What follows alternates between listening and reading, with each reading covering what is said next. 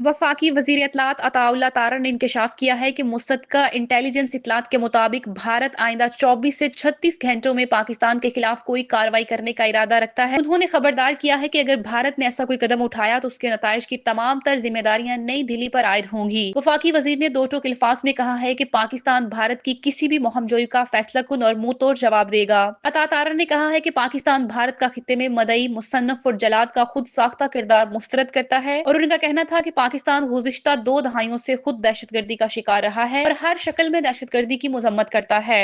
अता तारन ने वाज़ेह किया है कि सियासी मकासद के हसूल के लिए इस किस्म के हमले इंतहाई बदकिस्मती और अफसोसनाक हैं। उन्होंने भारत की जानिब से पहलगाम वाक़े का इल्जाम पाकिस्तान पर आयद करने को बेबुनियाद करार देते हुए कहा है कि पाकिस्तान ने इस वाक़े की आज़ादाना और गैर जानबदाराना तहकीकात की पेशकश की है, मगर अफसोस के साथ कहना पड़ता है कि भारत ने तसादुम के रास्ते को चुना। वफाकी वज़ीर इत्तलात ने कहा कि गैर जानिबदार तहकीकात से फरार भारत के असल मकासद को बेनकाब करने के लिए काफी है। उन्होंने दो टोक अल्फाज में कहा कि पाकिस्तानी कौम अपनी खुद मुख्तारी और सालमियत का हर कीमत पर दफा करेगी।